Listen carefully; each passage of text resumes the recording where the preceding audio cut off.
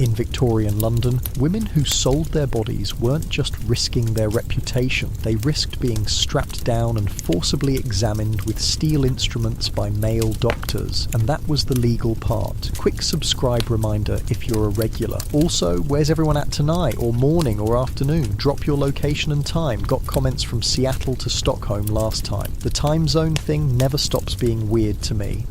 So we're going back to Victorian London tonight, but hold on, get yourself comfortable first, I mean it. Fix your pillows, grab that blanket, this one's worth settling in for.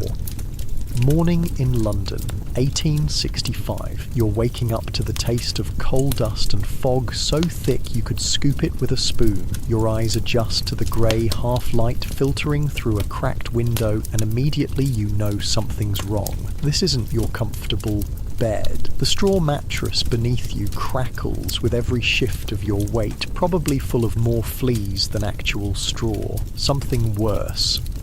Welcome to the life of a Victorian prostitute. Not exactly the glamorous historical setting your high school teacher covered, huh? The woman sharing your mattress stirs beside you, her body radiating heat in the cold, damp room. Meet Mary. She's 19, though her eyes look 40.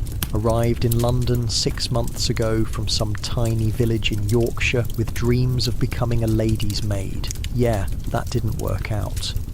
Mary stretches and winces. Her body aches in places she didn't know could ache before coming to London. Last night was busy. 18 men. Not her record, but close enough. In the better brothels uptown, the high-class girls might see 3 or 4 gentlemen a night. Down here in the East End, you take what you can get. Up, you lazy whores. The door bangs open, and the room's dim light is cut off by Mrs. Harper's massive silhouette. Inspection in 5 minutes. Anyone with the clap gets no breakfast. Ah, Mrs. Harper, 5 feet of pure terror wrapped in a gaudy dressing gown. The madame of this particular establishment isn't known for her morning cheer, or any cheer, really. "You hear about Jenny?" whispers the woman on Mary's other side as they struggle to their feet. Poor thing couldn't walk after that sailor last night. Harper made her see 5 more after him anyway. Mary's stomach churns. She'd seen Jenny this morning, curled up in the corner room where they put the sick girls. The doctor wouldn't be called. Doctors cost money, and girls like Jenny were cheaper to replace than repair. I spent way too long researching Victorian brothels for this story. Like, I had to clear my browser history afterward, and now I'm definitely on some watch list. But here's what I found that surprised me. These brothels weren't hidden away. They operated pretty much in plain sight, especially in certain neighbourhoods. And get this, there were actually more brothels than schools in London during this period. Not exactly the prudish Victorians from your history books, right? Mary shuffles with the other girls, 12 in total, into the inspection room. It's really just a kitchen table where Mrs. Harper checks them for obvious signs of disease each morning. The smell of burned porridge hangs in the air, the promise of the only meal many of the girls will get until evening. "Arms up, legs apart," Mrs. Harper barks, moving down the line. You're thinking, this is how I die, with 12 half-naked women in a freezing room that smells like someone died in it, which, if we're being honest, someone probably did last winter. Let me paint you a picture of what Mary sees as she stands there, shivering. The inspection room windows face east, and weak morning sunlight filters through a yellow haze of fog and coal smoke. London's famous pea soupers, they called these fogs. So thick you could barely see your hand in front of your face. So toxic they killed thousands every year. The walls are stained yellow from decades of coal fires and tobacco.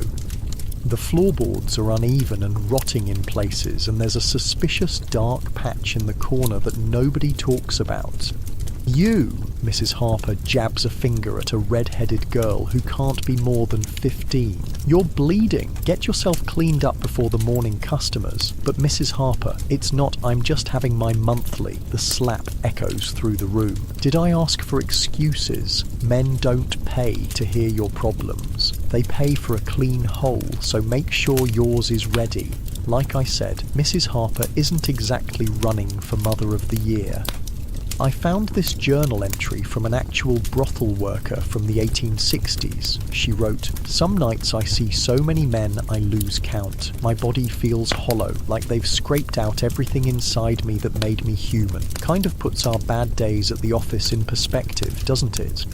In case you're wondering how Mary ended up here, her story wasn't unusual. London in the 1860s was booming. The Industrial Revolution was in full swing. People poured in from the countryside looking for work. For men, there were factories, shipyards, construction. For women, the options were limited. You could be a factory worker making about 7 shillings a week, which is roughly $30 in today's money, for 6 days of 14-hour shifts, or a seamstress hunched over by candlelight until you went blind, earning maybe 5 shillings on a good week. A shop girl, 9 shillings if you were lucky, but you needed good moral character for that job, which meant if the boss found out you weren't a virgin, you were done. Or you could work in a brothel and make 7 shillings in a single night.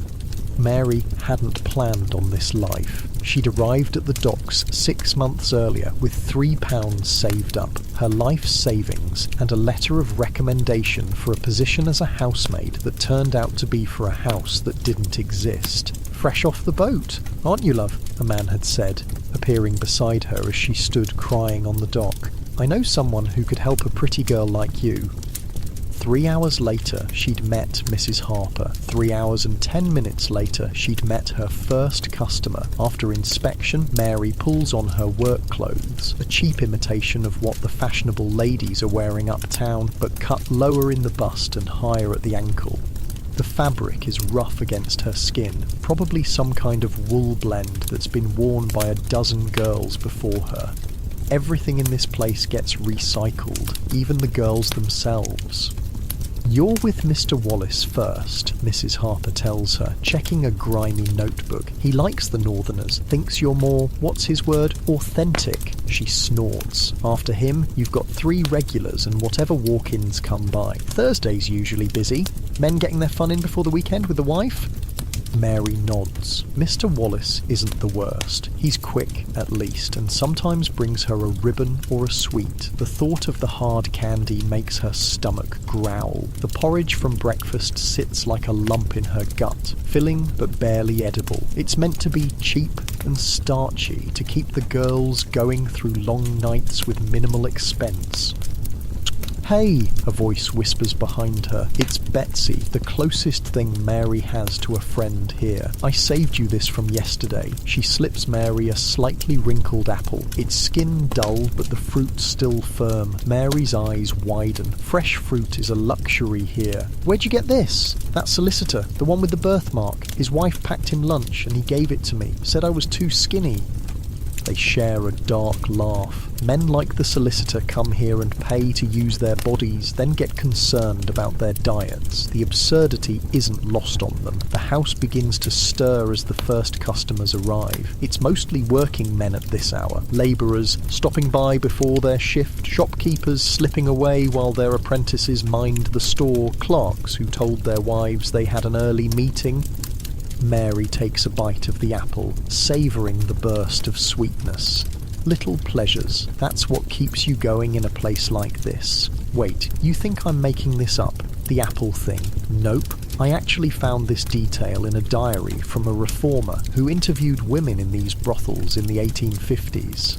Fresh fruit was so rare that one woman saved an orange for 3 days, just taking tiny nibbles to make it last. Imagine being so deprived that an orange becomes your most prized possession. Through the thin walls, Mary can hear the morning business picking up, the fake moans, the creaking bed frames, the occasional laugh or cry. Each room in this narrow townhouse holds different stories, different horrors. In the room to the left, there's Ellen, who came from Ireland during the famine and has been here 8 years, ancient in prostitute years. To the right is Sarah, who was sold to the brothel by her own father when she was 13. Across the hall is the specialty room, where Lucy caters to men with particular interests. The walls of that room are thicker, but sometimes the sounds still escape. Mary finishes the apple, core and all, and checks herself in the cracked mirror on the wall. Her face is pale with dark circles under her eyes, but Mrs. Harper has taught them all how to hide these imperfections. There's a pot of rouge on the table, shared by all the girls. It contains lead and mercury. They know it's slowly poisoning them, but pale lips don't attract customers. Mary, Mrs. Harper's voice bellows from downstairs. Your first is here. With a deep breath, Mary arranges her face into what passes for a smile and heads down the narrow staircase. The steps creak ominously, and there's no banister to hold on to. One girl broke her ankle on these stairs last winter, and Mrs. Harper had her working on her back the same day. Mr. Wallace waits in the small front parlour, his hat in his hands. He's in his 50s, balding, with the soft hands of a man who's never done manual labour. A clerk of some kind, Mary guesses, though they've never discussed his profession. "Ah, Mary," he says, his Yorkshire accent thickening as it always does when he sees her. It's why he requests her, the reminder of home. Lovely as ever, she curtsies slightly, playing the game. "Good morning, sir. Shall we go up?" In your cosy modern bed, with your clean sheets and your privacy, it's almost impossible to imagine what came next. The mechanical nature of it, the disconnection Mary feels from her own body, like she's floating somewhere near the ceiling, watching someone else go through the motions. Mr. Wallace is indeed quick today. 15 minutes later, he's straightening his collar and pressing 2 shillings into her palm. The usual fee plus a small tip. "You're a good girl, Mary," he says, patting her cheek. A good girl. If her mother could see her now.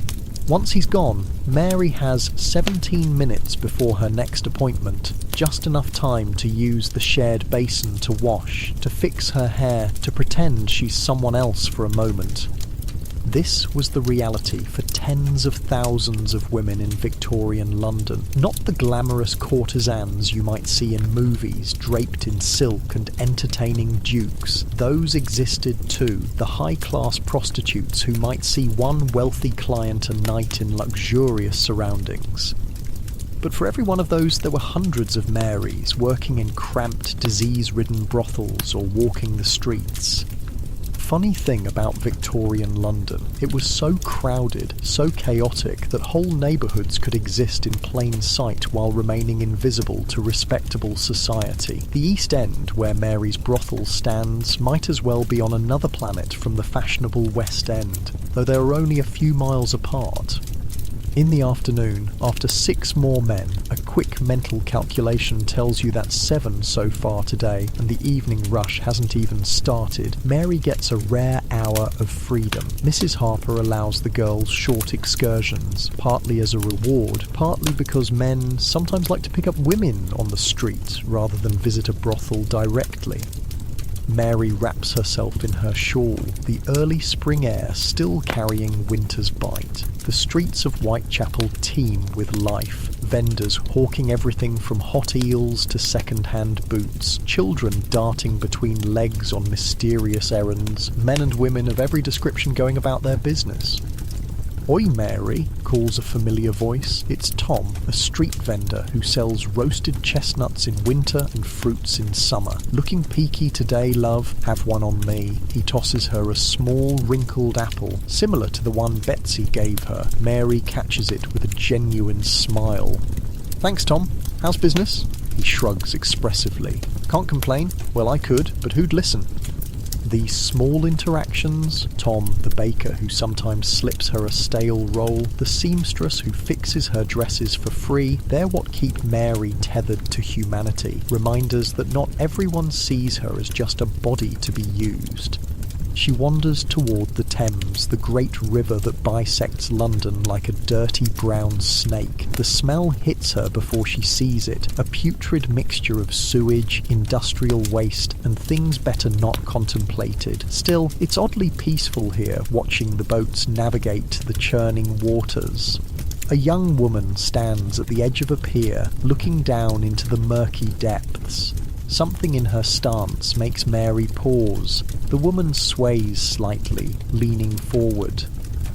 "Miss," Mary calls, moving closer. "Are you all right?" The woman turns, and Mary sees she's hardly more than a girl, perhaps 17. Her eyes are red-rimmed, her clothes decent but worn. "What's it to you?" she asks, but there's no venom in it, just exhaustion.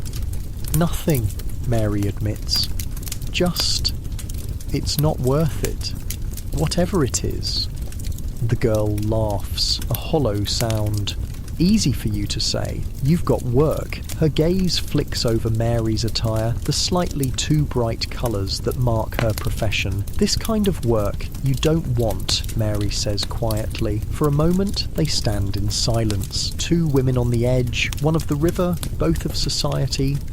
"I lost my position," the girl finally says. "Housekeeper found a letter from my sweetheart. Said I was morally unfit to serve in a respectable household." She kicks a pebble into the water. 3 years I worked there, never a complaint. But one letter, she trails off. Mary wants to walk away. She really does. Mrs. Harper would skin her alive if she brought home another stray.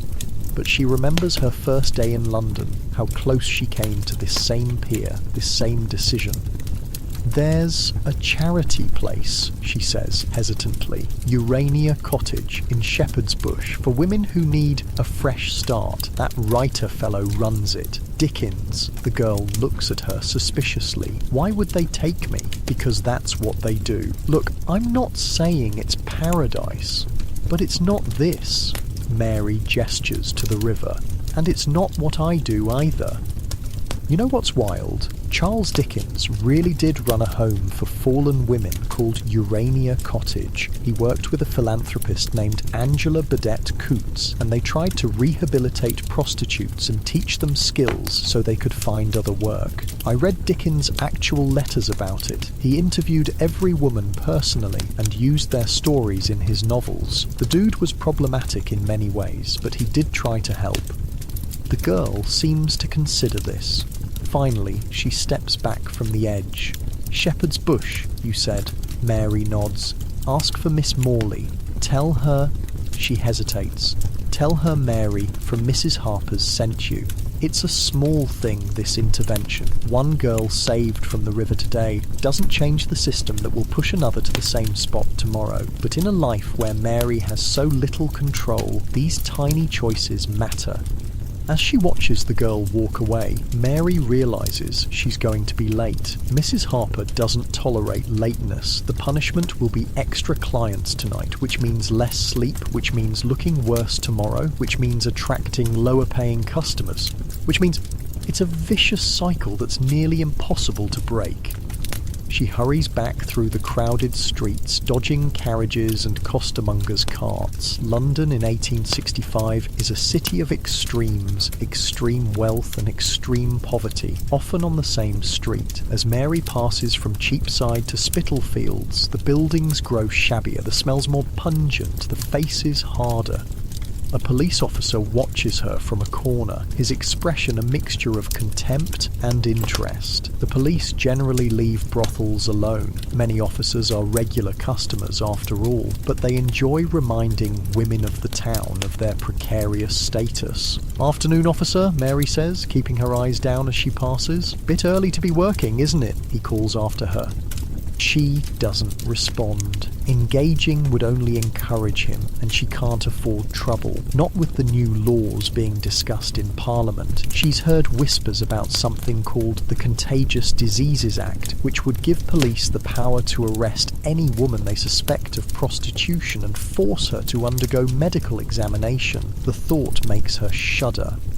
Unlike your snug bed at home, Mary has no true safe space. Even her room at the brothel offers only the illusion of privacy. Mrs. Harper has been known to bring customers in while girls are sleeping if business is particularly good. The streets are dangerous. The police are threats, not protectors. There is nowhere in London where Mary can truly rest.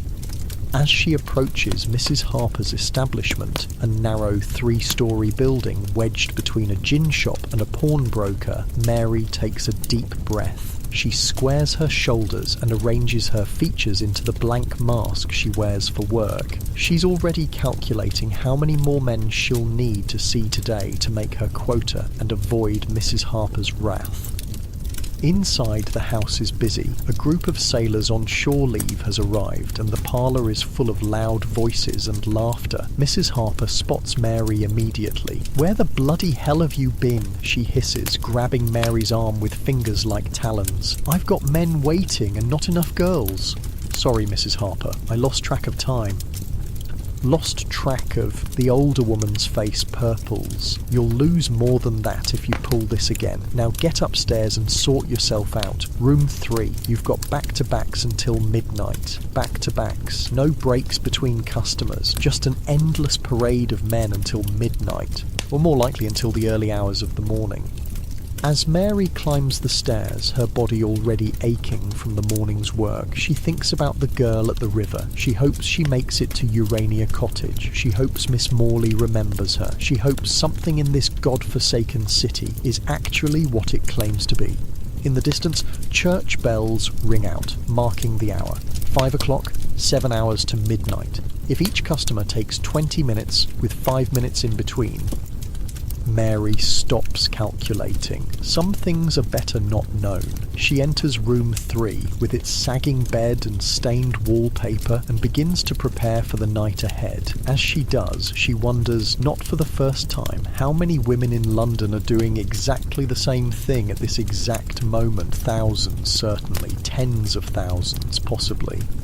Each with their own story, each with their own path that led them here, each hoping for something better tomorrow, though experience has taught them better than to expect it. It's strange to think that while her own comfortable middle-class ancestors were living their proper Victorian lives, going to church, observing strict social codes, pretending sex didn't exist, this parallel world was thriving just around the corner. History books tend to focus on the royals, the politicians, the generals, but for every Queen Victoria, there were thousands of Marys. Tomorrow, Mary will wake up again on that straw mattress. She'll endure another inspection, another day of men, another struggle to maintain some shred of herself amid it all. She'll look for small kindnesses, an apple, a friendly word, a moment of genuine connection. And maybe, if she's very lucky, she'll find a way out. But tonight, as you lie in your comfortable bed with your soft pillows and clean sheets, warm and safe and free to make your own choices, spare a thought for Mary. And all the women like her, their stories deserve to be told too. Unlike your cosy bed and peaceful night ahead, Mary's evening is just beginning. A heavy tread on the stairs tells her the first sailor has arrived.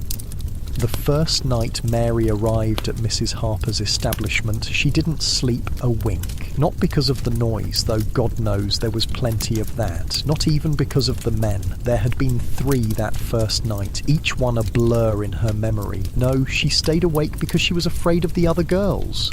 "Fresh meat," one had whispered as Mrs. Harper showed Mary to her bed. Really just a corner of a mattress shared with 2 others. Wonder how long this one'll last. The memory surfaces as Mary prepares for her next customer, the second sailor of the evening. She washes quickly in the basin of tepid water, the same water the last 5 girls have used. The trick, she's learned, is to skim from the top and avoid stirring up whatever's settled at the bottom. 6 months ago, such a thought would have horrified her. Now it's just another Tuesday. Or is it Wednesday? The days blend together in this place. A knock at the door, too soft to be Mrs. Harper. Or Mary? It's Betsy, her red hair wild around her face. That sailor's asking for Lucy, but she's still with the old colonel. Harper says you're to go down instead. Mary nods, pinching her cheeks to bring some colour to them. Thanks, I owe you. Betsy snorts. We all owe each other in this place. You're probably wondering why Mary doesn't just run away. Good question. I wondered the same thing when I was researching Victorian prostitutes. I mean, they weren't chained to the beds or anything, but the reality was way more complicated. First off, where would she go? London in the 1860s wasn't exactly brimming with opportunities for single women. Second, most brothel girls were deeply in debt to their madams. See, Mrs. Harper charged the girls for everything. Their room, their food, their clothes, even the rouge they wore. At extortionate rates, of course. So even though Mary might earn 7 shillings in a night, after Mrs. Harper took her cut and added on her expenses, Mary might only see a few pence. It was a system designed to keep them trapped. Pretty messed up, right? The sailor waiting in the parlour is young, maybe 20, with sunburned cheeks and nervous hands. When he sees Mary instead of Lucy, his face falls briefly before he recovers. "Evening, miss," he says, clutching his cap. Tom Baker." "Mary," she replies, though he didn't ask. Names aren't particularly important in these transactions. "Shall we go up?" He follows her, his boots heavy on the creaking stairs. Room 3 is technically occupied, so she leads him to the end of the hall, to the smallest room, barely more than a closet, with a narrow bed squeezed inside. It's where the new girls usually work, but Lucy has seniority. "First time?" Mary asks, seeing how he hovers uncertainly in the doorway. "That obvious?" He grins sheepishly. "The lads all chipped in. Said I couldn't call myself a proper sailor without, you know." She does know. She sees dozens of Toms every month. Young men propelled by peer pressure and curiosity. Some are rough, thinking they need to prove something. Others, like this one, are almost endearingly clueless. "Well then," she says, managing a smile that doesn't reach her eyes, "let's make sure you get your money's worth. I'll spare you the details of what happens next, but I will tell you this. While it's happening, Mary is thinking about the room she grew up in back home, the patchwork quilt her mother made, the view of the hillside from her window, the smell of bread baking, little mental escapes. That's how most of the women survive this work. They go somewhere else in their heads." Okay, I feel like I need to address something here. You're probably thinking, wow, this is dark. And yeah, it is, but I'm not making this stuff up or exaggerating for effect. When I was researching Victorian prostitution, I was genuinely shocked by how brutal it was. These women's lives were incredibly hard, and yet history has mostly erased them or turned them into either punchlines or moral cautionary tales. So, while this isn't exactly cheerful bedtime material, I think their stories deserve to be told honestly. Afterward, Tom the sailor leaves 2 shillings, the standard rate, and a mumbled thanks. Mary straightens her dress, fixes her hair, and heads back downstairs for the next customer. The night is still young. Mrs. Harper intercepts her at the bottom of the stairs. "Not so fast. I need to talk to you." Mary's stomach tightens. Conversations with Mrs. Harper rarely end well for anyone. The madame leads her into the small office off the main parlour. It smells of stale tobacco and cheap perfume. Mrs. Harper settles her considerable bulk into a chair behind a cluttered desk and gestures for Mary to sit on the stool opposite. "You've been here, 6 months now?" "Yes, ma'am, just about." "And you've learned the trade well enough. Not top-shelf quality, mind you, but serviceable." Mrs. Harper squints at her appraisingly. "It's time you started earning your keep properly." Mary blinks. "I've been meeting my quotas." "Barely. And you've still got that debt to work off. Your room and board, the dresses I provided, the doctor that one time. It's a familiar conversation. The debt never seems to get smaller, no matter how many men Mary services." Mrs. Harper reaches into a drawer and pulls out a small glass bottle. "Starting tonight, you take a spoonful of this before you go to work. Keeps the babies away."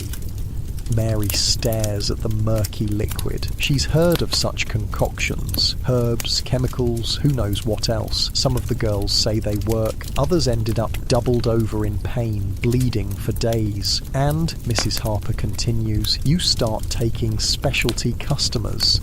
The knot in Mary's stomach tightens further. Specialty customers pay more, but they want things the regular girls don't provide. Things that leave bruises, or worse. I don't think Wasn't asking, girl. Mrs. Harper's tone hardens. Lucy's moving up to the West End house next week. Someone's got to take her place, and you've got the right look. Young enough to seem innocent, old enough it's not troublesome. You'll get an extra shilling per specialty. Half of that comes to me, of course. Of course.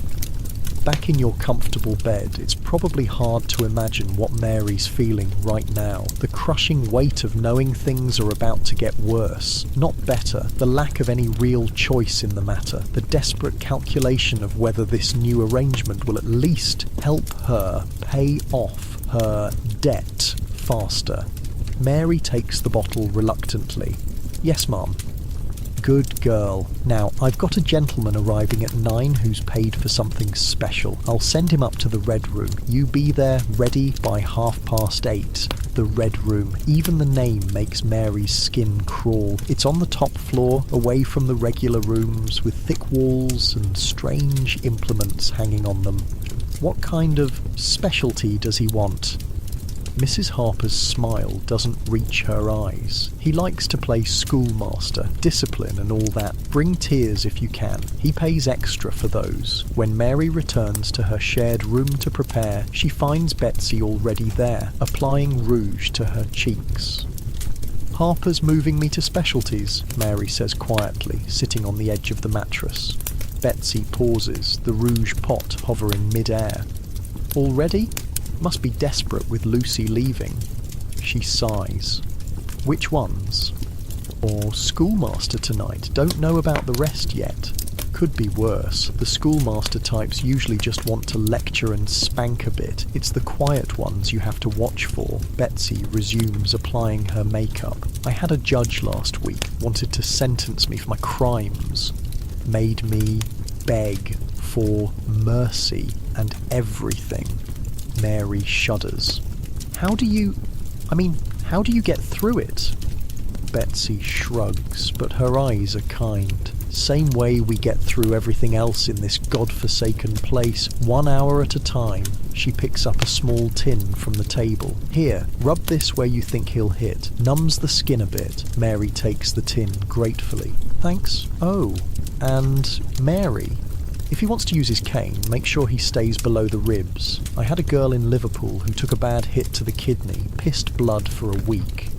This kind of advice, practical, matter-of-fact, potentially life-saving, is the real education Mary has received these past 6 months, not the kind her mother had hoped for when she scraped together Mary's train fare to London, dreaming of her daughter becoming a respectable lady's maid.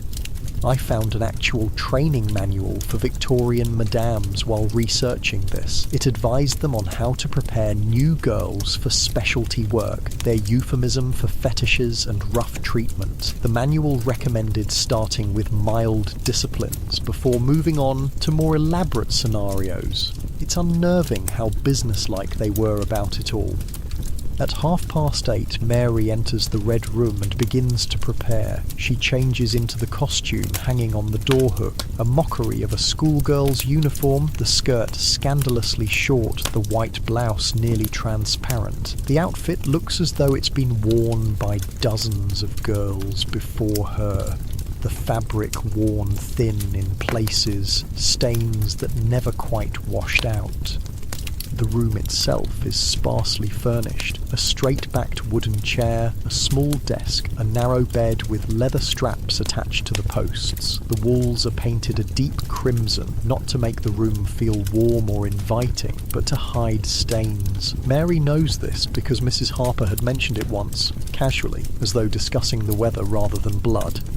On the wall hang implements of discipline, canes of varying thickness, leather straps, riding crops. Mary tries not to look at them as she positions herself at the desk, arranging her features into what she hopes is an appropriately demure expression. The clock on the mantel ticks away the minutes. 8:45, 8:50. Just as the clock strikes 9, heavy footsteps approach the door.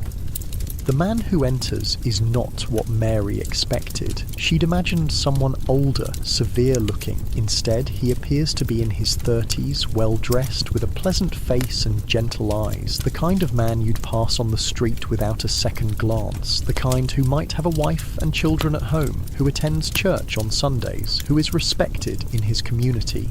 "Good evening," he says, his voice soft. "You must be my new pupil." And so the game begins. Later, much later, when her lesson is over and the schoolmaster has gone, Mary sits alone on the edge of the bed, applying Betsy's numbing salve to the angry red welts across her thighs and buttocks. Her cheeks are still damp with the tears he'd paid extra for. The door opens and Mrs. Harper enters, a glass of gin in her hand. She surveys Mary with a critical eye. "Well, how'd it go?" "Fine," Mary says flatly. He seemed pleased. "Left an extra half-crown for you." Mrs. Harper tosses a coin onto the bed beside Mary. "See? Told you specialties pay better." Half a crown for her dignity, for the marks that will take days to fade, for the part of herself that feels a little more distant, a little harder to reach. Mrs. Harper must sense some of this because her tone softens slightly. First time's the worst. It gets easier. She holds out the gin. "Here, for the pain." Mary takes the glass and drinks deeply, welcoming the burning sensation in her throat. It's a distraction from the other pain, at least. "Rest up. You've got regular customers the rest of the night." Mrs. Harper turns to leave, then pauses. "Oh, and Mary? The specialty gentleman wants to book you again next week. Regular appointment. That's good for business." After she's gone, Mary finishes the gin and stares at the half-crown. Good for business, that's all any of this is. Business, the buying and selling of flesh, of pain, of fantasy. She wonders, not for the first time, what her life might have been if that letter of recommendation had been real, if that position as a housemaid had existed. She might have worked 14-hour days, been at the constant beck and call of a demanding mistress, slept in a cold attic room, earned perhaps a quarter of what she makes now, and yet a knock at the door interrupts her thoughts. It's one of the younger girls, Emily, barely 16, with a perpetually runny nose. "Mary, Harper says you're needed downstairs. Customer asking for you special." "Tell her I'll be right down." Mary hides the half-crown in the small cloth pouch she keeps sewn into her corset alongside her other meagre savings. Then she washes her face, reapplies her rouge, and puts on a clean dress. The customer waiting in the parlour is a regular, Mr. Peterson, a middle-aged banker who visits once a week, always requesting Mary if she's available. He likes to talk, mostly. Sometimes they don't even get to the physical part until his time is nearly up. Mary suspects he's lonely, though he mentions a wife and children in his rambling conversations. "Mary, my dear," he exclaims when he sees her, rising from his chair. "Lovely as always." "Good evening, Mr. Peterson," she says, mustering a smile. "Shall we go upstairs?" As they climb the stairs to her regular room, Mary realises she's grateful for Mr. Peterson tonight. After the schoolmaster, his gentle, almost tentative approach will be a relief. He'll want to talk about his week, his troubles at the bank, his wife's latest ailment. He'll ask Mary about her life, and she'll tell him pleasant fictions about her aspirations to save enough to open a small shop someday. They both know it's unlikely, but it's a comfortable pretense. This is another survival strategy in the brothel, cultivating regulars, steady customers who request you specifically, who treat you with some modicum of respect, who aren't violent or diseased. It's not friendship exactly, but it's something close to human connection in a place where such things are rare. In their profession, the girls talked about regulars versus casuals. Regulars might get small concessions, a few extra minutes, a bit more conversation, perhaps even genuine smiles. Casuals got the bare minimum, the physical act they paid for, performed as quickly and efficiently as possible. Hold up. Let me tell you something wild I found in my research. There were actually guidebooks published for men about London's brothels, like Yelp reviews, but for sex work. They'd list the brothels by area, describe the women, and even give prices. One called The Man of Pleasure's Companion from 1865 rated prostitutes using a 5-star system. I kid you not. Victorian bros were basically leaving reviews like, good service, would recommend 4-5 stars. As Mary leads Mr. Peterson to her room, they pass the doorway to the shared sleeping quarters. Inside, several off-duty girls are crowded around something, their voices excited. "What's that about?" Mr. Peterson asks curiously. "I'm not sure," Mary says. "Let me check." She pokes her head into the room. "What's all the fuss?" Betsy looks up, her face flushed with excitement. "Look what Ellen got from her ship captain." She holds up a small paper-wrapped package. Real tea from China, not the floor sweepings Harper gives us. It's such a small thing, this package of tea, but in this place, where small pleasures are the only kind to be had, it's a treasure worth celebrating. "We're going to have a proper tea party after closing," Emily says, her nose momentarily forgotten in her excitement. "Can you come, Mary?" Before Mary can answer, Mrs. Harper's voice bellows from downstairs. "If I hear one more word about that bloody tea, I'll confiscate the lot of it. Now get back to work, you lazy trollops." The girls disperse quickly, Ellen hiding the precious tea package in her mattress. Mary returns to Mr. Peterson, who's waiting patiently in the hallway. "Just a gift someone received," she explains with a forced smile. "Nothing important. But it is important. These tiny moments of joy, of camaraderie, of something approaching normal life, they're what keep the girls from ending up like the young woman Mary met at the river. They're air pockets in a drowning existence."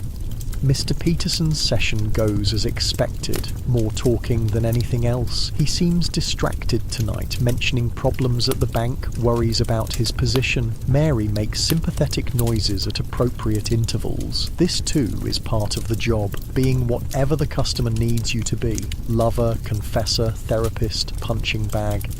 After he leaves, Mary has 2 more customers, quick, forgettable encounters that blur together in her memory almost as soon as they're over. By the time midnight approaches, she's seen 8 men since afternoon. Her body aches and she longs for sleep, but the night is far from over. In the cramped bathroom at the end of the hall, Mary washes quickly, using the carbolic soap that burns her skin, but that Mrs. Harper insists helps prevent disease. The mirror above the basin reflects a face Mary sometimes struggles to recognise as her own, pale despite the rouge, eyes too old for her years, lips set in a permanent half-smile that never reaches those eyes. She thinks about the specialties Mrs. Harper has planned for her, about the Red Room and its implements, about how much more her body can endure before it simply gives out. I need to take a second here to mention something important about Victorian prostitutes, their life expectancy. Various studies from the time estimated that once a woman entered prostitution, she had about 6 to 7 years before she died. The causes varied: disease, violence, suicide, alcohol poisoning, botched abortions. A woman who started at 18, like Mary, could expect to be dead by 25. Think about that. 25. Compare that to your life expectancy, lying comfortably in your bed. The average person today can expect to live into their 80s. These women were lucky to see their mid-20s. Back in the shared bedroom, during a rare, quiet moment between customers, Mary finds Betsy sitting on their mattress, sewing a torn seam in one of her work dresses. "How was the schoolmaster?" Betsy asks, not looking up from her stitching. "About what you said. Lectures, spanking, tears on demand." Mary sits beside her, wincing slightly as her bruised flesh meets the hard mattress. "Harper says he wants to book me regular." "That's good. Regulars are safer." Betsy bites off a thread. "I've got 3 now, the judge, a vicar, if you can believe it, and an old army colonel who mostly just wants to look. Just look." pays full price to have me undress and pose, doesn't touch, doesn't want to be touched, says his equipment doesn't work anymore, but he still likes to remember. They share a quiet laugh, the kind that comes from finding humour in the absurd situations their lives have led them to. Do you ever think about leaving? Mary asks suddenly. Finding other work? Betsy's hands still momentarily.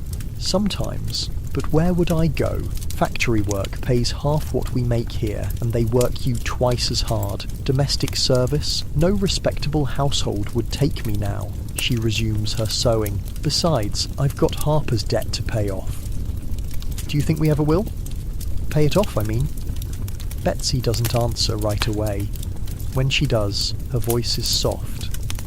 Ellen's been here 8 years, says she's still in debt. The implications of this hang heavy in the air between them. 8 years. If the statistics are to be believed, most prostitutes don't even live that long in the trade. There was a girl here before you, Betsy says after a while. Annie, sweet thing, couldn't have been more than 17. She kept a notebook writing down every penny Harper charged her, every penny she earned, trying to prove the debt was paid. Betsy's voice drops to a whisper. They found her in the Thames. Harper burned the notebook. Mary feels cold despite the stuffy air of the room. I met a girl at the river today. She was going to jump. Did she? No. I told her about Urania Cottage. Betsy looks up surprised. You think that place is real? Not just another brothel with a fancy name to trick girls? I heard it's run by Charles Dickens, the writer. Humph. Men always wanting to save us after they're done using us. Before Mary can respond, the door bangs open. It's Mrs. Harper, her face flushed with alcohol and irritation. There you are, got a gentleman downstairs asking for a northerner. Mary, you're up.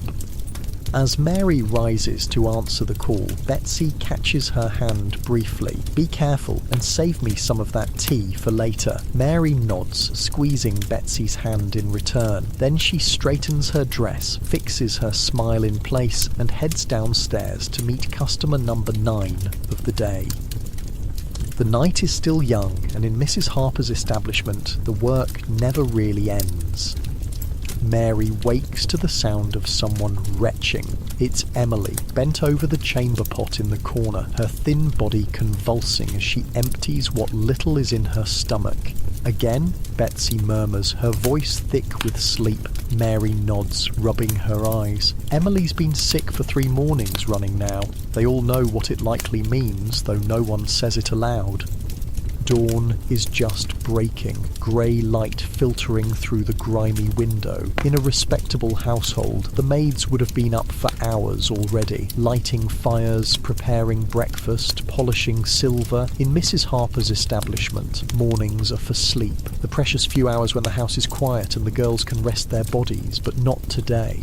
Up, everyone up, Mrs. Harper's voice booms through the house, followed by the banging of a spoon against a pot. Special inspection now. Groans echo through the room as the girls drag themselves from their shared mattresses. Special inspections mean only one thing. Someone important is coming to shop. What time is it? Mary asks, reaching for her dress. Too bloody early, mutters Ellen, the oldest of the girls at 26.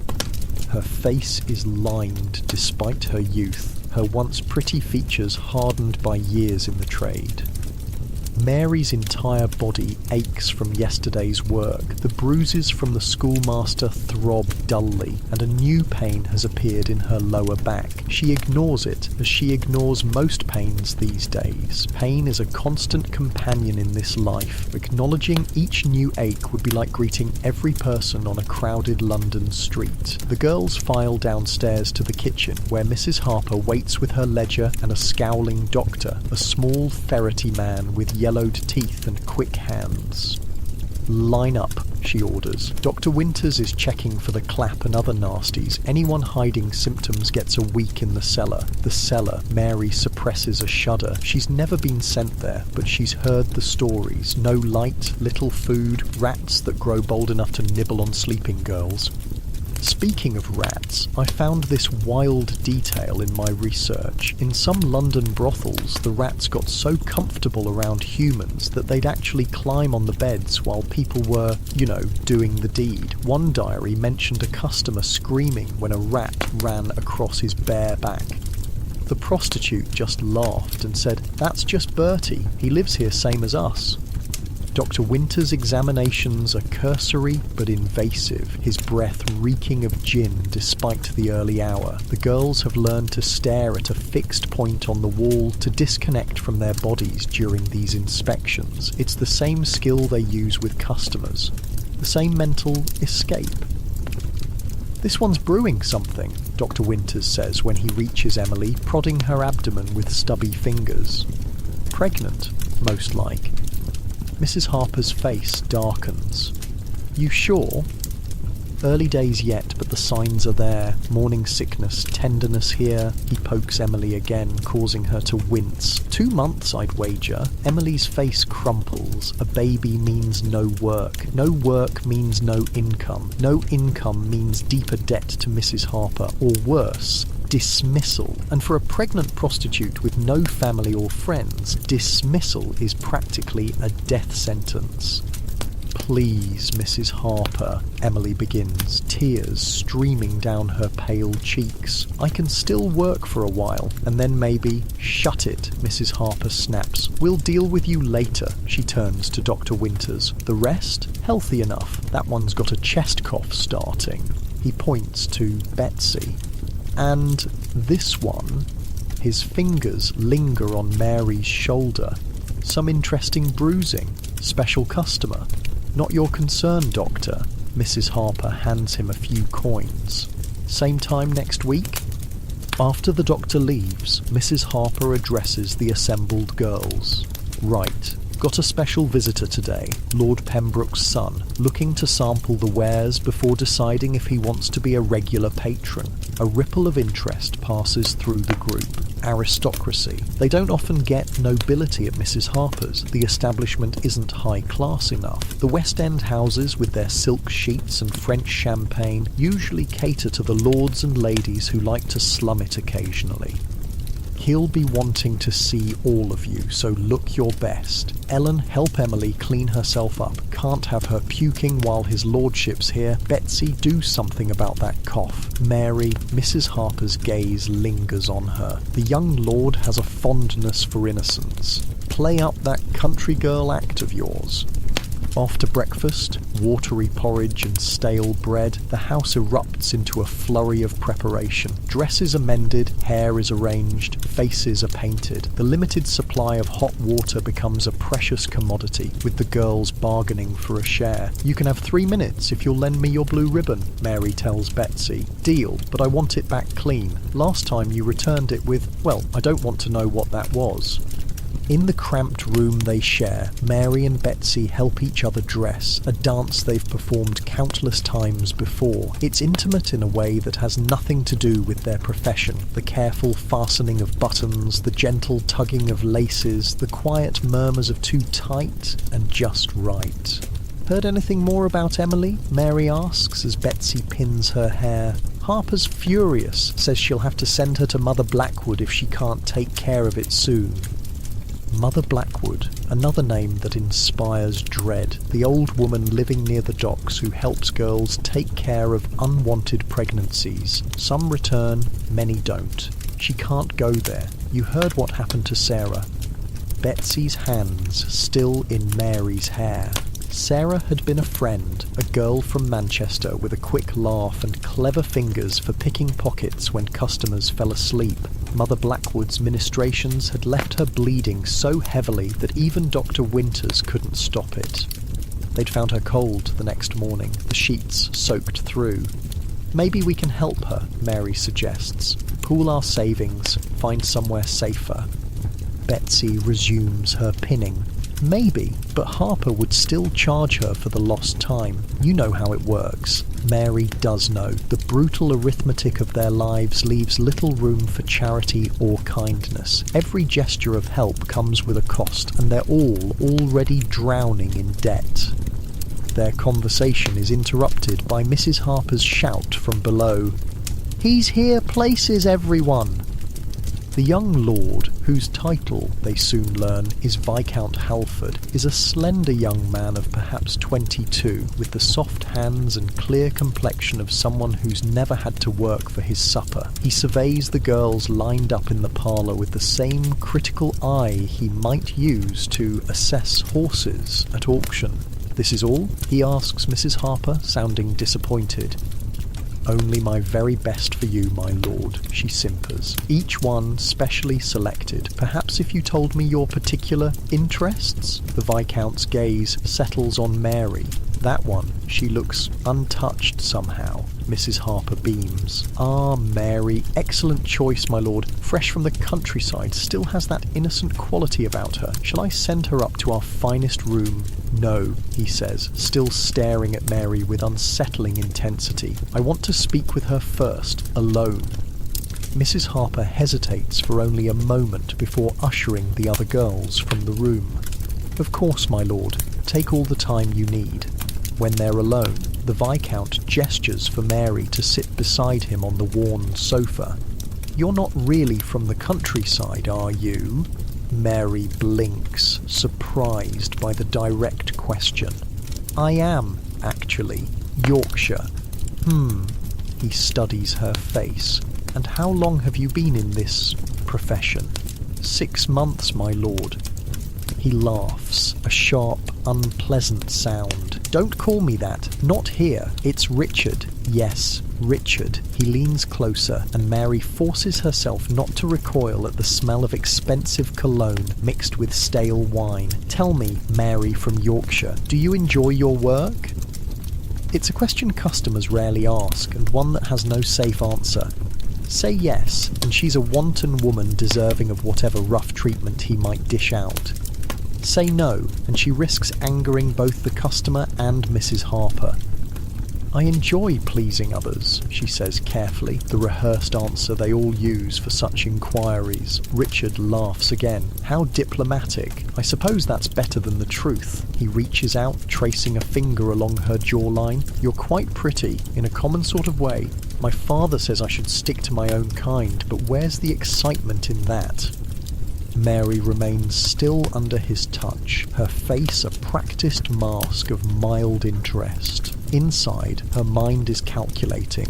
What does he want? What role should she play? The innocent corrupted? The willing student? The secret temptress? Each customer has their own fantasy, and her job is to become whatever they desire. "Perhaps," she ventures, "you'd be more comfortable upstairs? We could talk more privately?" Richard withdraws his hand. "Not yet. I'm curious about this place. Father wouldn't approve of my being here, you know. Says places like this are breeding grounds for disease and vice." His eyes gleam.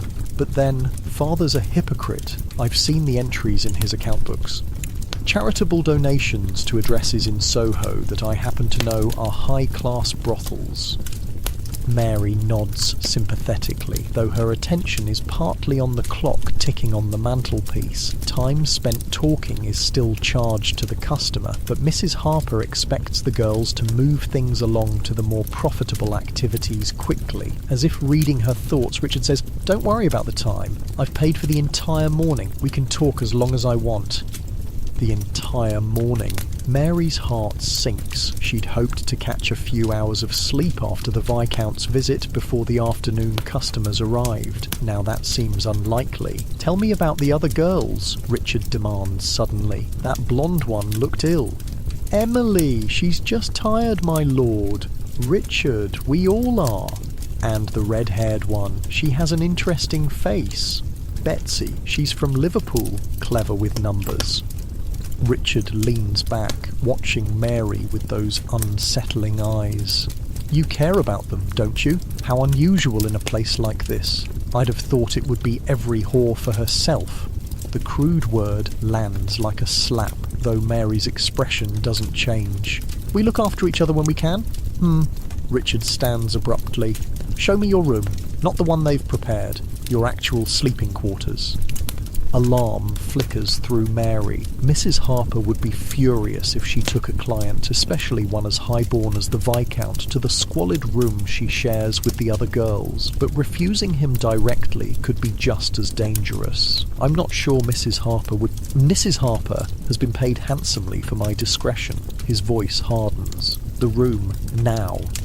Mary leads him upstairs past the better-appointed rooms where clients are entertained to the cramped space at the end of the hall. Inside, the 3 mattresses lie on the floor, surrounded by the girls' meagre possessions, a chipped hairbrush here, a treasured ribbon there, the hidden package of tea from Ellen's sea captain.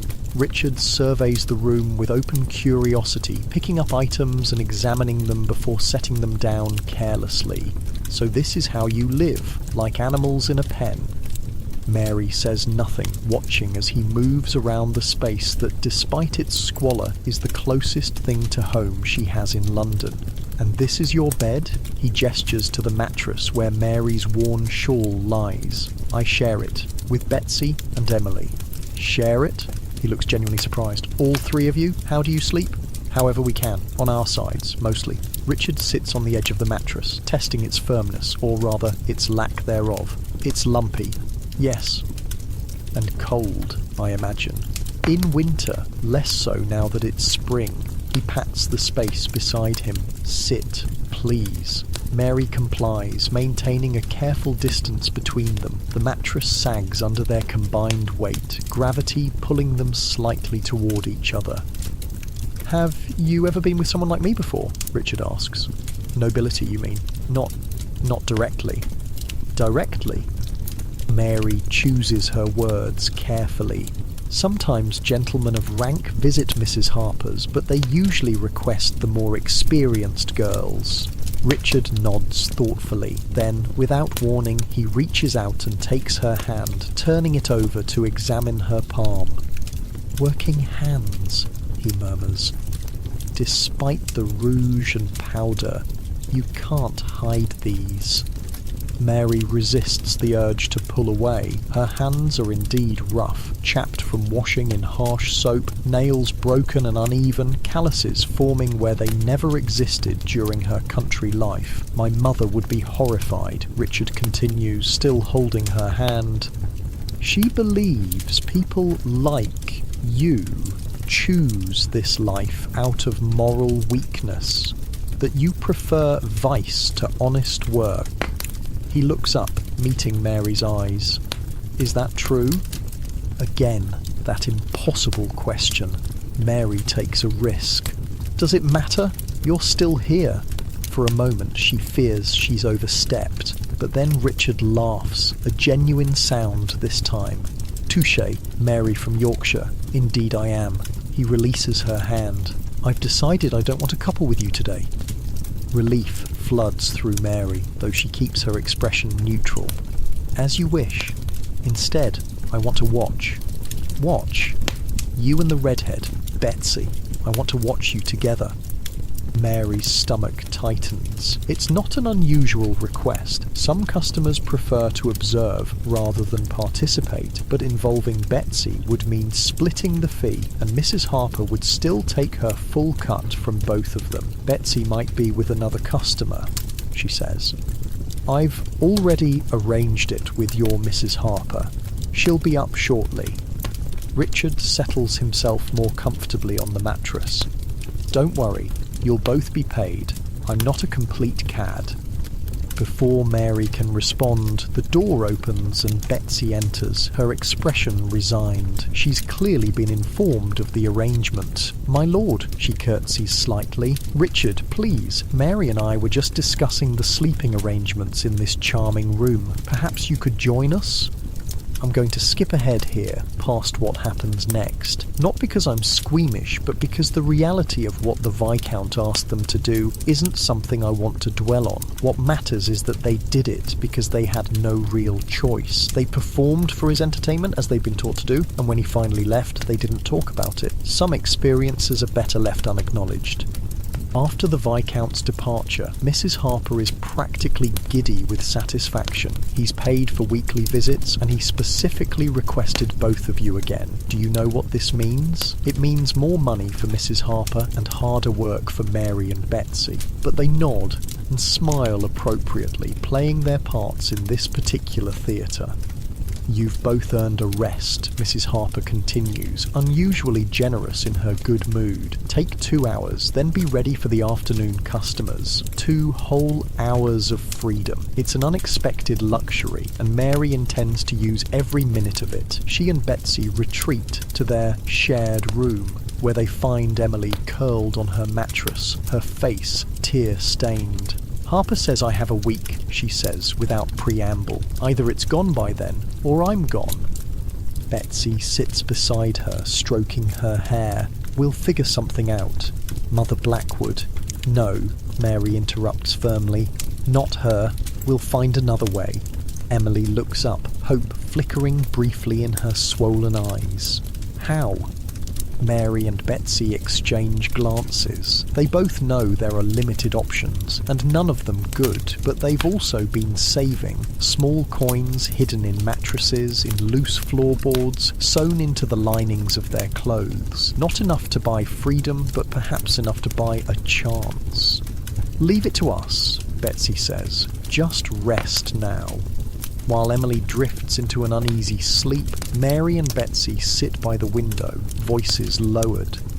I heard about a woman in Whitechapel, Betsy murmurs, midwife who helps girls in trouble, cleaner than Mother Blackwood, they say. How much? £5, from what I've heard. Mary does a quick mental calculation. Her own savings amount to just over £2. Betsy might have similar. Still not enough. The Viscount, Mary says suddenly. He paid well for today, and he wants to see us again next week. Betsy catches on immediately. If we can get Harper to give us our full share, she won't. No, but she might give us more than usual if we tell her we want to buy new dresses for the Viscount's next visit to make sure he keeps coming back. It's a risk. Mrs. Harper is many things, but stupid isn't one of them. She'll be suspicious of any request for extra money, but it might be their only chance to help Emily. Worth trying, Mary agrees, but we'll need more than what we can get from Harper. I could ask my regulars for extra, Betsy suggests. The judge is usually generous when I cry a little, and I could take on more customers in the evenings. The sailors pay less, but if there are enough of them... They're still making plans when a commotion erupts downstairs. Raised voices, something breaking, heavy footsteps on the stairs. Mary and Betsy exchange alarmed glances. This doesn't sound like regular customers. The door bursts open and Mrs. Harper appears, her face flushed with anger, and a "Police!" she hisses, "checking for underage girls. Emily, get in the hidden cupboard, now!" Emily, barely awake, is hustled to the back of the room where a false panel in the wall conceals a small space just large enough for a person to squeeze into. It's not the first time they've had to hide girls from authorities. "What about us?" Mary asks. "You're both old enough. Just keep your mouths shut and let me do the talking." Moments later, 2 policemen enter the room. One is older, his expression bored, as if this is a routine he's performed countless times. The other is younger, perhaps new to the force, his eyes darting around the room with a mixture of curiosity and disgust. "Checking for violations of the Contagious Diseases Act," the older officer announces. "Any girls here been examined recently?" The Contagious Diseases Acts were real laws passed in the 1860s that allowed police to arrest women they suspected of being prostitutes and force them to undergo invasive medical examinations. If found to have a venereal disease, they could be locked up in a hospital for months. The worst part? Men were never checked or confined, even though they were the ones spreading these diseases between multiple women. "All my girls are clean, Officer Wilson," Mrs. Harper says, her tone respectful but firm. "Dr. Winters checks them weekly. Was here just this morning, in fact." Winters, the officer snorts. That old soak. His examinations aren't worth the paper they're written on. He gestures to Mary and Betsy. These two look healthy enough, I suppose.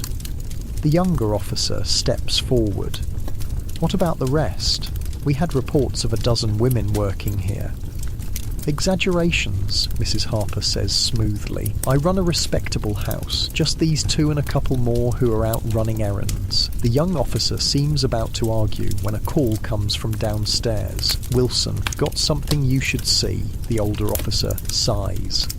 Stay here, he orders, before heading back downstairs, his colleague following reluctantly. Once they're gone, Mrs. Harper quickly opens the hidden panel to release Emily, who emerges gasping for air. Quickly, Mrs. Harper hisses, out the back way, all three of you. I'll send word when it's safe to return. Mary grabs her shawl. Betsy snatches the precious tea package and they help Emily to her feet. The back way means the narrow servant stairs that lead to the alley behind the house, an escape route they've used before during police raids. What did they find downstairs? Mary asks as they hurry down the cramped staircase. Nothing good, I'd wager, Betsy replies grimly. Maybe Lucy's sister finally arrived. Lucy's sister. Mary had almost forgotten. Lucy had mentioned a younger sister coming to London looking for work. A sister who, if she was anything like Lucy, didn't look her 14 years.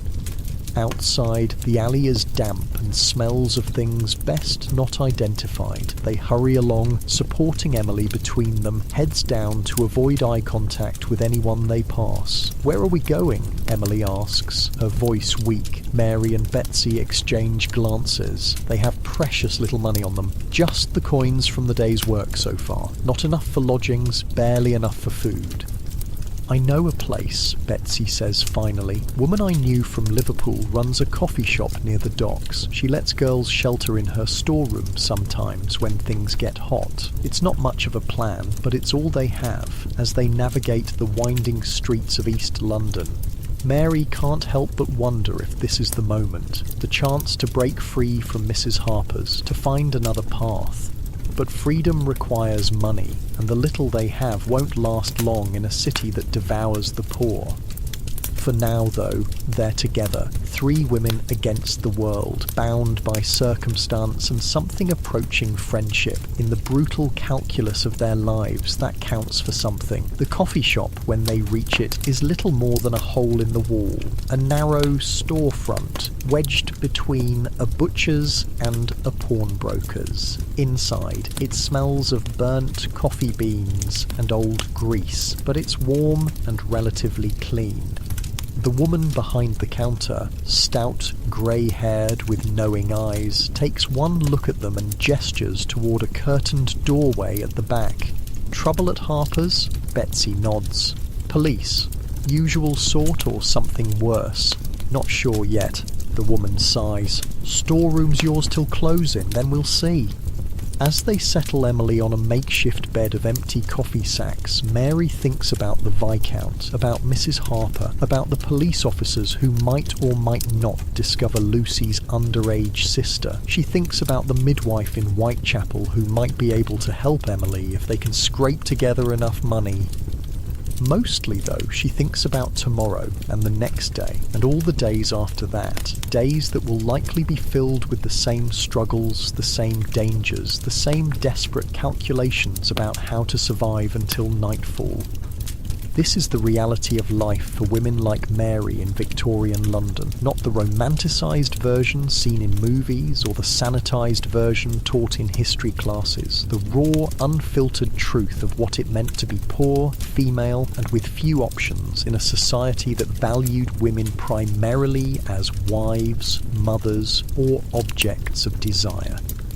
But they endure. They find ways to survive, to maintain some shred of humanity in inhuman conditions. They build connections, share resources, protect each other when possible, and sometimes, just sometimes, they find moments of genuine peace, like now, as the 3 women huddle together in the dimly lit storeroom, sharing the last of Ellen's precious tea, brewed weak to make it stretch further. To better days, Betsy whispers, raising her chipped cup.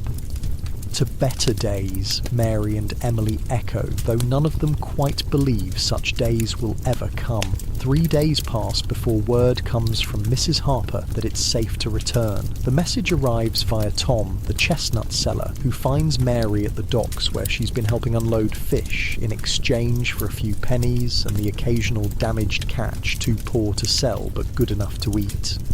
Harper says all clear, Tom tells her, glancing around to make sure no one's listening. Police gone, but she's asking after Emily Special. Mary's stomach tightens. Did she say why? Tom shrugs. Just that she needs to see her urgent like. That doesn't sound good.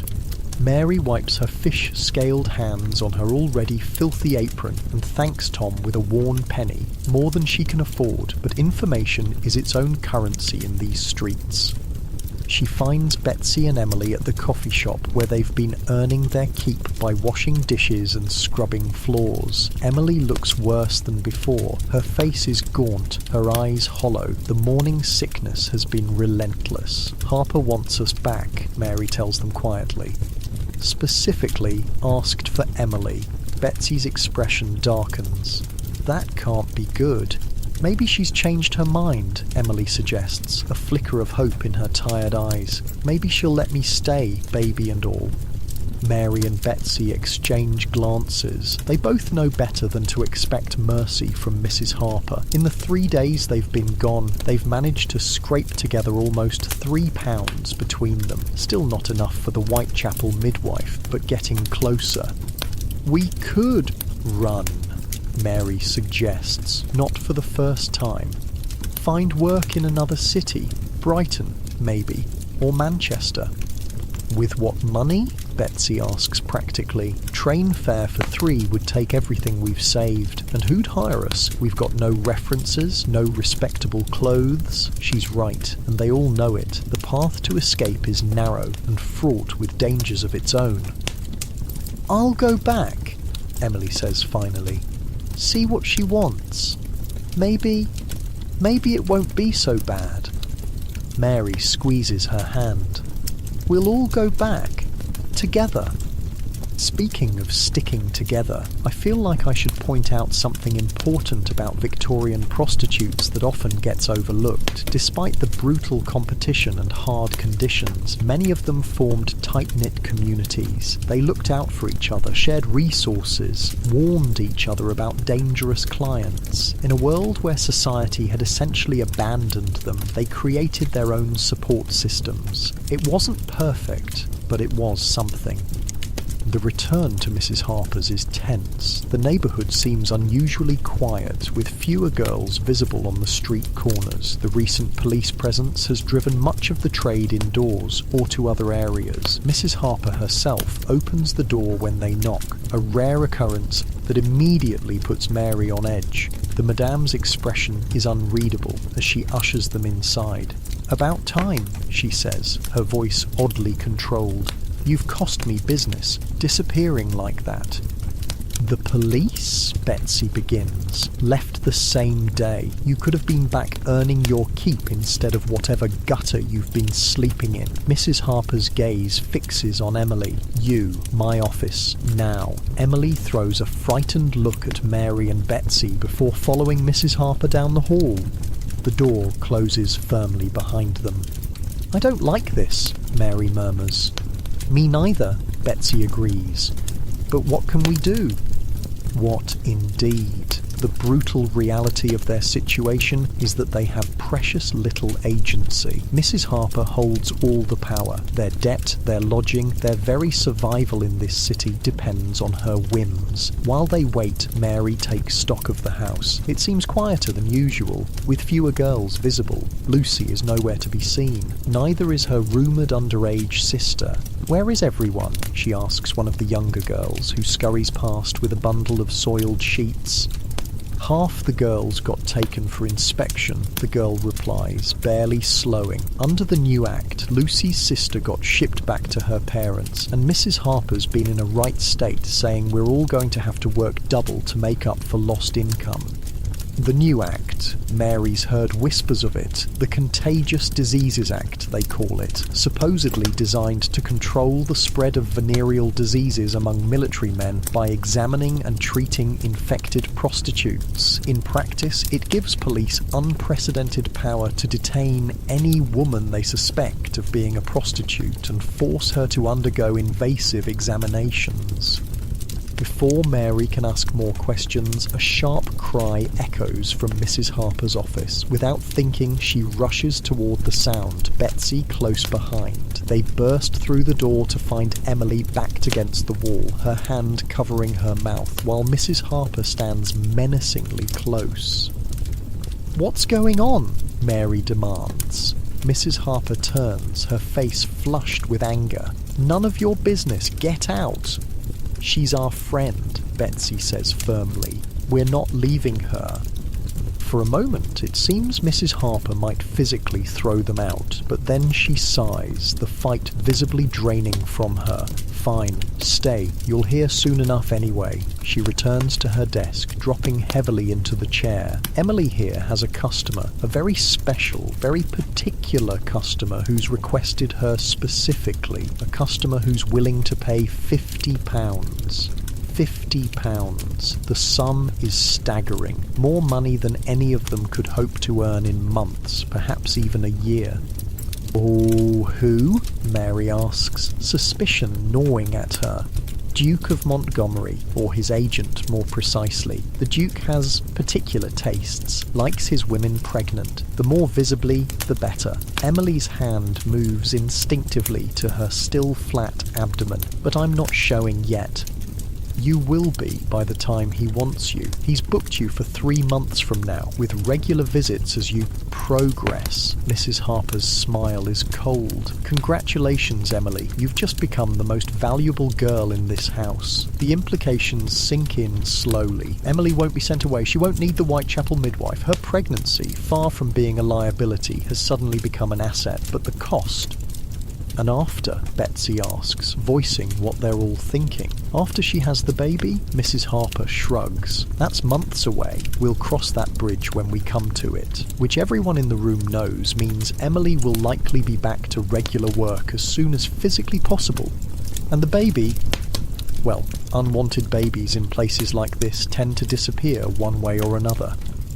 "I want to keep it," Emily says suddenly, her voice stronger than Mary's heard it in days. "Whatever happens, I want to keep my baby." Mrs. Harper laughs, a harsh sound with no humour in it. "And how exactly do you plan to do that? Bring it to work with you? Rock the cradle between customers?" "I'll figure something out," Emily insists. "But that's my condition. I'll see this Duke, do whatever he wants, but the baby stays with me after." It's a bold demand from someone with so little power. Mary holds her breath, waiting for Mrs. Harper's explosion of rage, but it doesn't come. Instead, the Madame regards Emily with something almost like respect. "We'll see," she says finally. "If you bring in the money the Duke's promising, you'll have earned some consideration. Now all of you, get cleaned up. Regular customers will be arriving soon, and you've got income to make up." As they leave the office, Mary squeezes Emily's hand. That was brave. Emily's answering smile is tremulous but determined. "Had to try, didn't I? For the little one." It's a small victory in a place where victories of any kind are rare. But as Mary heads upstairs to prepare for the evening's work, she can't help but wonder what price Emily will ultimately pay for this temporary reprieve.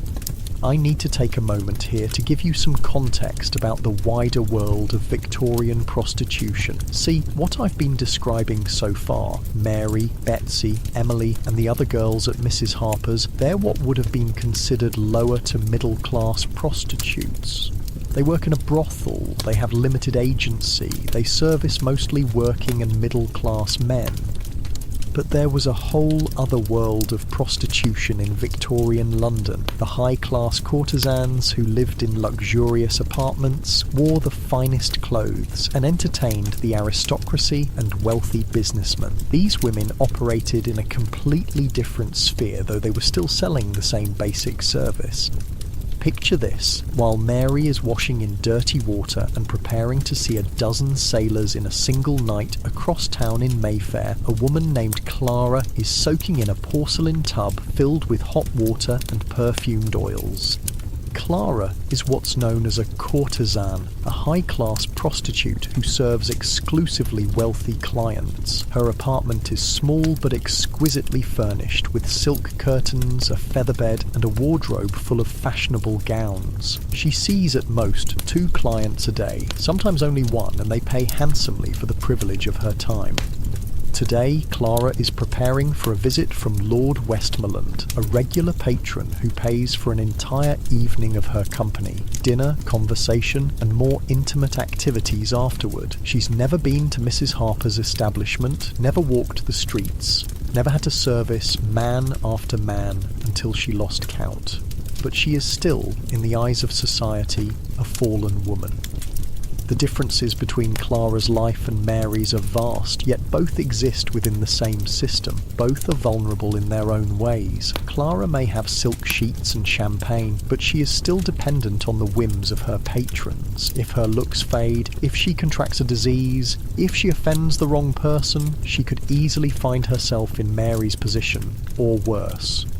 Meanwhile, in a private club in St. James's, several military officers are gathered around a table, passing a small book between them. The book is one of London's infamous sporting guides, essentially catalogues of available prostitutes, complete with descriptions, specialties, and locations.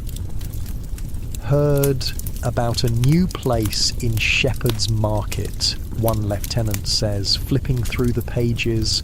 Supposedly has a girl who can tie a cherry stem with her tongue. Parlour trick, dismisses an older captain. Give me an experienced woman any day. These young ones don't know what they're doing. Speaking of young, interjects a third, there's a new batch just arrived at Mrs. Jennings's place, fresh from the country, according to this. They continue their discussion, debating the merits of different establishments and women as casually as they might discuss racehorses or fine wines. For these men, prostitutes are commodities to be consumed, rated, and discarded.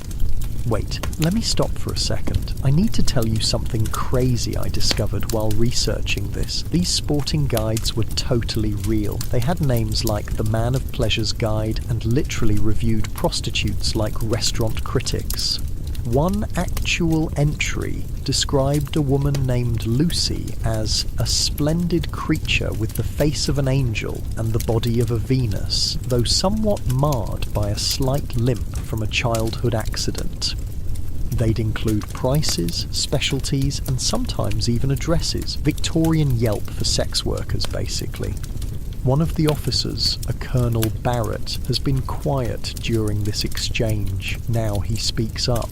I'd be careful about those places near the docks these days. Word has it they're doing inspections under the new Contagious Diseases Act. Wouldn't want to get caught up in that mess. The others nod knowingly. The Act, ostensibly created to protect military men from disease, has become a topic of much discussion in their circles. Necessary precaution, says the lieutenant. Can't have half the regiment laid up with the pox. Indeed, agrees the captain, though I hear some of the women are raising quite a fuss about it. Something about their rights. He chuckles, as if the very idea is absurd. Colonel Barrett doesn't join in the laughter. My cousin's a doctor at one of the lock hospitals. Says the examinations are pretty brutal. Metal instruments, no anaesthesia, often performed by male doctors with minimal training, not to mention the stigma of being detained. They're prostitutes. Barrett, the lieutenant says dismissively. What do they expect? The colonel merely shrugs and returns to his brandy. He's seen enough of the world to know that women like Mary and Clara rarely have the luxury of expectations. Speaking of expectations, back at Mrs. Harper's, the evening is in full swing. Mary has already seen 4 customers and is preparing for her 5th. Her body aches, but she pushes the discomfort aside. The events of the past few days have put her behind on her payments to Mrs. Harper, and falling further into debt is not an option. As she washes between customers, a quick splash of water and a dab of perfume to mask odours, she hears the front door open downstairs and Mrs. Harper's voice raised in greeting. The tone tells her this is someone important. Mrs. Harper reserves her most effusive welcome for the highest-paying clients. Curious, Mary peeks over the banister. Standing in the hallway below is a distinguished-looking gentleman in an expensive coat, accompanied by a younger man carrying a small leather case. The older man is speaking quietly with Mrs. Harper, who nods eagerly at whatever he's saying. "Who is that?" Mary whispers to Betsy, who has emerged from her room to investigate the same commotion. "Don't know the older one," Betsy replies, keeping her voice low. "But the younger fellow with the case, that's Dr. Morris. He does inspections for the authorities under the new act." A chill runs through Mary. Inspections? Here? Looks that way. Harper must have finally decided to register the house officially. Probably thinks it's safer than operating under the radar now that they're cracking down. Registration meant regular, mandatory medical examinations for all the girls. It meant being officially listed as a prostitute in government records. It meant even less freedom than they already had. But before Mary can process this fully, Mrs. Harper calls up the stairs. "Mary, get down here. Special customer for you." With a quick, nervous glance at Betsy, Mary descends the stairs. Up close, the gentleman is even more imposing. Tall, with silver-streaked hair and the bearing of someone accustomed to authority. "This is Sir William," Mrs. Harper says, a note of deference in her voice that Mary has rarely heard. He's looking for a companion for the evening, a private engagement at his club. A private engagement outside the brothel is unusual and generally reserved for the highest-paying customers. It also comes with its own risks. Being alone with a client in an unfamiliar location has ended badly for more than one girl Mary has known. Sir William is a very respected physician, Mrs. Harper continues, clearly sensing Mary's hesitation, and a generous patron. You'll be well compensated for your time. The man called Sir William studies Mary with clinical detachment. She appears healthy enough. However, I'd like Dr. Morris to confirm before we proceed. Mrs. Harper nods eagerly. Of course. Mary, go with the doctor to the examination room. Sir William, perhaps some tea while you wait.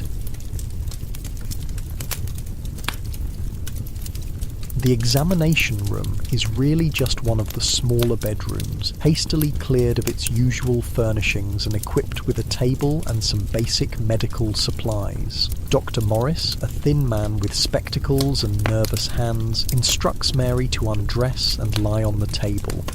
I'll just say this, Victorian medical examinations for prostitutes weren't about healthcare, they were about control. The speculum, invented in the 1840s, became a tool of both medical examination and social punishment. Women described these examinations as instrumental rape, invasive, painful, and deeply humiliating, especially when performed by male doctors with little concern for their comfort or dignity. When the examination is complete, Mary redresses with trembling hands. Dr. Morris has been impersonal but not cruel, yet the experience leaves her feeling violated in a way that her usual work somehow doesn't. Perhaps because at least with customers, the transaction is clear. This felt like punishment simply for being who she is. "You're clean," Dr. Morris tells her, not meeting her eyes as he packs away his instruments. "I'll inform Sir William." Downstairs, Sir William receives the news with a satisfied nod. "Excellent. Then we shall proceed." He turns to Mary. "My carriage is waiting outside. I trust you have something more suitable to wear?" Mary thinks of her one good dress, saved for special occasions. "Yes, sir, I'll just fetch it." "Do hurry," he says, checking his pocket watch. "I have an engagement at 9. As Mary returns to her room to change, her mind races. Who is this man really? What does he want with her? The fee Mrs. Harper mentioned is substantial, enough to significantly reduce her debt if she receives even a fraction of it. Betsy is waiting in their room, her expression concerned. Private engagement? Mary nods, quickly changing into her better dress, a dark blue wool that's only slightly outdated in its style. Some doctor, Sir William. Betsy's eyes widen. Sir William Acton, the one who wrote that book about prostitution? I don't know. Maybe. Does it matter? Mary, he's one of the main supporters of the Contagious Diseases Act. He thinks all prostitutes are morally corrupt and mentally deficient. His research is why they're able to treat us like animals. This new information sends a fresh wave of anxiety through Mary. Then why would he want, services? Betsy laughs bitterly. Men like that are always the biggest hypocrites. They condemn us publicly while visiting us privately. Just be careful, all right? Mary promises she will, though they both know caution only goes so far in their line of work. Before leaving, she impulsively hugs Betsy, drawing strength from the brief contact. "I'll watch over Emily," Betsy assures her. "You just come back in one piece." Sir William's carriage is indeed waiting, a luxurious private vehicle with the Acton family crest on the door, confirming Betsy's identification. The interior is plushly upholstered in dark green velvet, a stark contrast to the hard wooden benches Mary is accustomed to on the rare occasions she can afford public transportation. Sir William himself is already seated inside, his expression difficult to read in the dimly lit interior. As Mary settles across from him, the carriage begins to move. "You seem nervous, miss." He pauses, eyebrow raised. "Mary, sir." "Just Mary? No surname?" She hesitates. She rarely gives her real surname to customers. "Smith, sir." He smiles thinly, clearly recognizing the lie, but not calling her on it. "Very well, Miss Smith. You needn't be nervous. I simply require female companionship for a social gathering. You will be expected to be charming, attentive, and discreet. Can you manage that?" "Yes, sir." Mary has played many roles for many men. Charming companion seems relatively straightforward by comparison. Good. He reaches into his coat and withdraws a small purse, which he hands to her. "Half now, half when the evening concludes. I trust that's acceptable." Mary opens the purse to find more money than she's held at one time in her entire life at Mrs. Harper's. She quickly tucks it away, trying to maintain a professional demeanour despite her shock. "Yes, sir. Thank you." "I should clarify," Sir William continues, his tone conversational, "that while you will be expected to project the appearance of a lady, you should not forget what you are. The gentleman present will understand your true nature, though it will remain unspoken."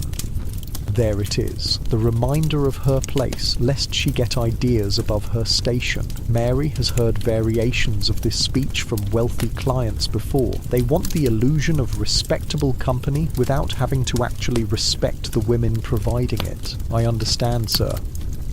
"I should hope so. I found that girls from your background often harbour unrealistic expectations when exposed to better society. It invariably leads to disappointment."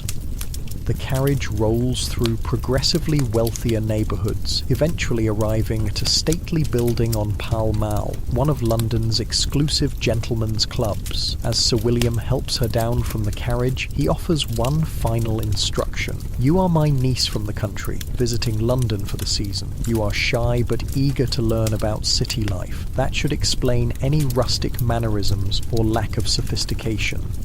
Mary nods, already slipping into the role. She straightens her posture, softens her expression, and follows Sir William into a world she has only glimpsed from the outside, a world of wealth, power, and privilege that exists in parallel to her own, separated by barriers far more substantial than the club's imposing doors. Inside, the club is all polished wood, leather chairs, and the murmur of cultured voices. Men in evening attire gather in small groups while uniformed servants move discreetly among them. Mary notices a few other women scattered throughout the room, all exquisitely dressed, all wearing the same carefully composed expressions that Mary recognises immediately. They too are playing roles. As Sir William guides her through the room, making introductions to various colleagues and associates, Mary maintains her character, the innocent country niece, suitably impressed by London's sophistication. She laughs at the right moments, expresses appropriate wonder at stories of foreign travel and political intrigue, accepts glasses of champagne that she barely sips. And all the while, she observes. She sees how these powerful men interact, the subtle hierarchies, the unspoken rules. She notices which of them regard her with simple courtesy and which with barely concealed hunger. She catalogues the names, the connections, the whispered asides not meant for her ears. This, she realises, is what Clara the courtesan experiences regularly, this strange intersection of social performance and commerce, where the line between companion and commodity blurs. It's exhausting in a different way than her usual work, demanding constant vigilance and adaptation. By the time Sir William signals that they will be departing, several hours have passed. Mary's face aches from maintaining her pleasant expression, and her mind is crowded with the names and faces of men who, in other circumstances, would cross the street to avoid someone like her. In the carriage ride back to Mrs. Harper's, Sir William seems pleased. "You performed adequately," he tells her, handing over the second half of her payment. "You have a certain adaptability that served well this evening." "Thank you, sir." Mary tucks the money away, already calculating how much Mrs. Harper will claim of it. "I may require your services again in similar circumstances. Would that be amenable?" It's phrased as a question, but they both know it's not. If Sir William wants her again, Mrs. Harper will make her available, regardless of Mary's wishes. Still, the money is better than she could earn with multiple regular customers, and the work itself less physically demanding. "Of course, sir." He studies her for a moment in the dim carriage light. "You're an interesting specimen, Mary Smith, more intelligent than most of your kind. In different circumstances, you might have made something of yourself." The condescension in his tone makes her skin crawl, but she maintains her pleasant expression. "Thank you, sir. I've studied women like you extensively, you know, written papers on the prostitute's mind and moral character. Most of your colleagues lack the capacity for genuine feeling or higher thought. They're driven purely by base impulses and immediate gratification. But occasionally one finds an exception." Mary says nothing. What could she possibly say to a man who has reduced her entire existence to a research subject, who believes he understands her better than she understands herself? As the carriage approaches Mrs. Harper's neighbourhood, Sir William makes one final observation. "The new act, the one your kind find so objectionable, it's for your own protection as much as anyone's. Disease, moral degradation, early death. These are the inevitable consequences of your chosen path. We're simply trying to mitigate the damage, both to society and to yourselves." Mary thinks of the painful examination earlier, of the women detained in lock hospitals for months, of the stigma that follows even after release. She thinks of the men who spread the very diseases the act supposedly controls, men who are never examined, never detained, never stigmatized. But all she says is, "Yes, sir, I understand." Because in this moment, in this carriage, with this man who holds so much power over her future, what else can she say? When Mary returns to Mrs. Harper's, the house is unusually quiet. No sounds of customers or girls calling to each other down the hallways. For a moment, she wonders if she's walked into the wrong building. "Hello," she calls, her voice echoing slightly in the silent front hall. Betsy appears at the top of the stairs, her face drawn with worry. "Thank God you're back. Things have gone to hell." Mary hurries up the stairs, the weight of her earnings from Sir William temporarily forgotten. What's happened? Where is everyone? Police came again, with doctors this time, took half the girls for examination under the new act. A cold feeling settles in Mary's stomach. Which half? Lucy, Ellen, Kate, 6 others. Emily managed to hide in the cupboard again. Harper's downstairs, drinking herself stupid. The implications sink in slowly. The examinations aren't just humiliating and painful, they're a precursor to potential detention. Any girl found with signs of disease would be locked away in a hospital for months, possibly longer. When will they come back? Betsy's expression says it all. If they're clean, maybe tomorrow. If not, they both know what that means. The lock hospitals, places where infected women are detained until deemed cured, are notorious. Poor food, harsh treatment, endless medical treatments that often do more harm than good. It's because of the registration, isn't it? Mary says quietly. Harper officially registered the house, and now they can come whenever they want. Betsy nods grimly. Seems that way. She thought it would protect us from random raids. Instead, it's just made us easier targets. Mary sinks onto the top step, suddenly exhausted. The evening with Sir William, which had seemed like a fortunate break financially, now feels like part of a larger, more sinister pattern. The very man who championed the laws that threaten her and the other girls is also a customer, viewing them simultaneously as moral defects to be controlled and bodies to be purchased. Here, she says, withdrawing the purse of money from her bodice. I got paid well tonight. We should hide most of it before Harper finds out exactly how much. Together, they count the money, more than Mary has ever earned in a single night. They set aside what they'll give to Mrs. Harper, enough to satisfy her, but not so much that she'll grow suspicious. The rest they divide into 3 portions, one each for Mary and Betsy, and a third for Emily, whose situation grows more precarious by the day. Where is she? Mary asks, realising she hasn't seen the pregnant girl yet. Asleep. The sickness is getting worse. She can barely keep anything down. Mary's heart sinks. Emily needs proper care, proper food, rest, none of which are available in a brothel where a girl's worth is measured by how many men she can service in a night. They hide their respective shares of money in their usual spots, sewn into mattress seams, tucked into loose floorboards, concealed in the hollowed-out heels of boots. Small fortunes that grow coin by coin, hidden from Mrs. Harper's grasping hands and the prying eyes of customers. Speaking of customers, I found this utterly bizarre account from a doctor who treated prostitutes in the 1860s. He described one woman who had a small metal box surgically implanted under her skin, like actually stitched into a pocket she'd cut in her thigh, where she kept her savings. In 1819, a fair-haired teenage girl became ruler of the most powerful empire on Earth. By the time she died, 1 in 4 humans lived under her rule. Her family controlled most of Europe's thrones, and the world had been completely transformed. Here's what life was really like during the Victorian-Era. So yeah, if these stories help you sleep, subscribe. And I'm curious, what time is it where you are? Comment your location and time. I saw someone from Tokyo last week saying it was already tomorrow there. Still trying to wrap my head around that. Okay, tonight it's the Victorian-Era. But wait, are you comfortable? No, really. Check. Pillows, blankets, the whole deal. Where we're going, you'll want to be settled.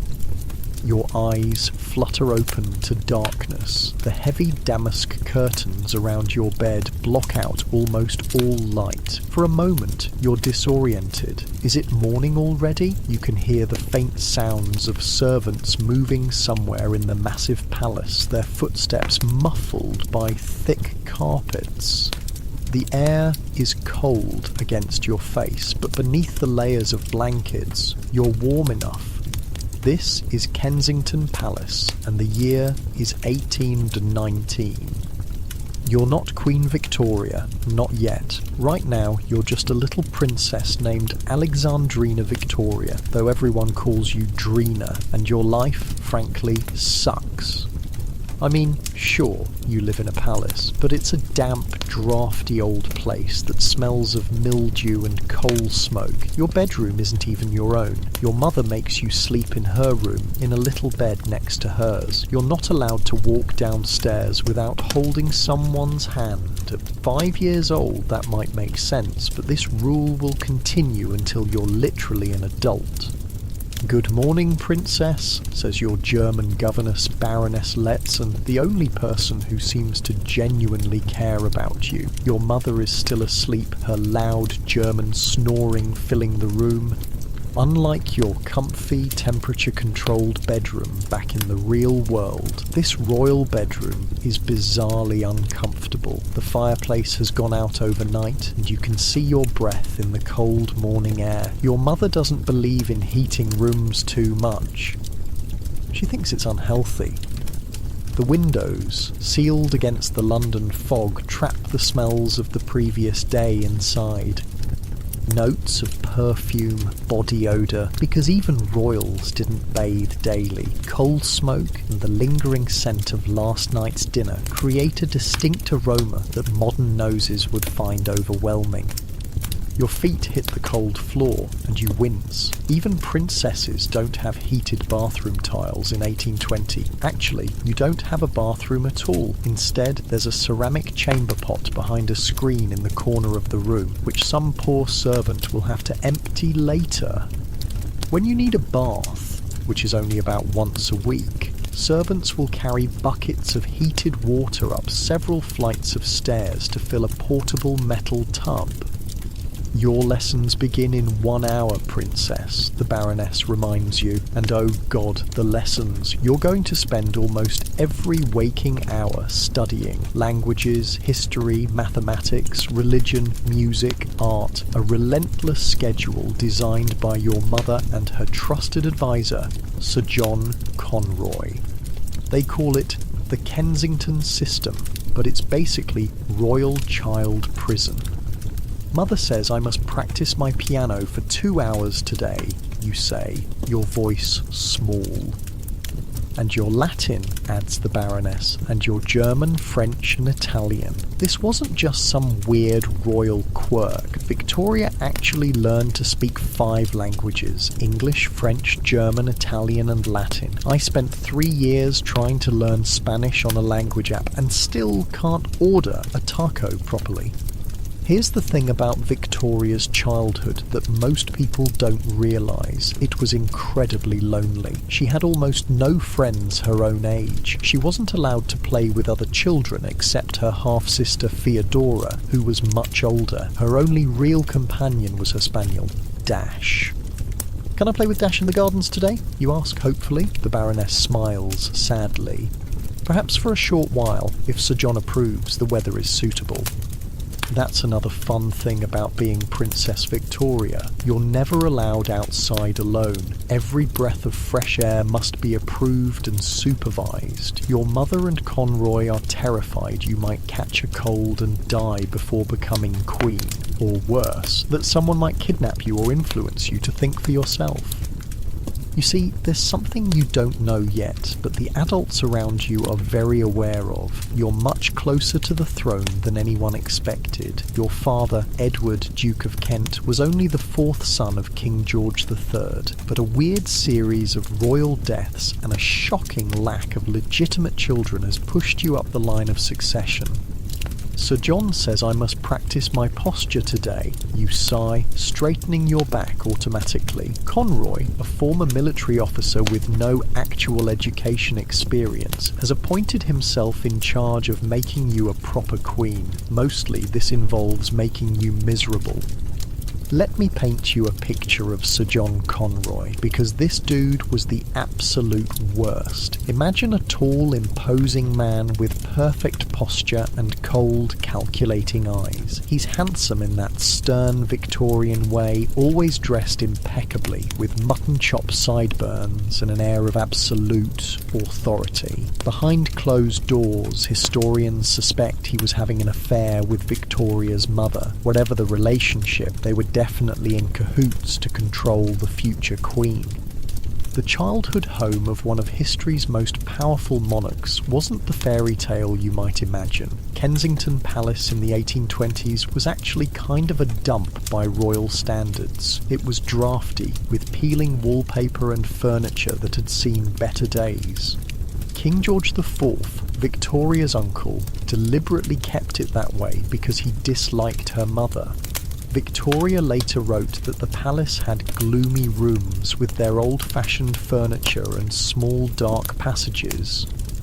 The walls of Kensington were literally closing in on young Victoria. Her entire world consisted of a few rooms where she was constantly watched. Even her dolls were educational tools. She had to sew their clothes herself as part of her domestic training. She wasn't allowed to read novels or attend the theatre. Her meals were plain and strictly scheduled. Every minute of her day was planned by others. Time for breakfast, the Baroness says, helping you dress in a simple white cotton dress with a pinafore. No fancy princess gowns for daily wear. Victoria's mother insisted on simple, practical clothing. Breakfast in the royal household is disappointingly basic. A small portion of porridge, some bread with butter, and weak tea with milk. Victoria's mother believed in a simple diet for children. No sugary cereals or chocolate-filled croissants here. The bread is dense and chewy, nothing like the soft sandwich bread you're used to. I've had a letter from your cousin, Princess Sophia, the Baroness mentions as you eat. She sends her regards.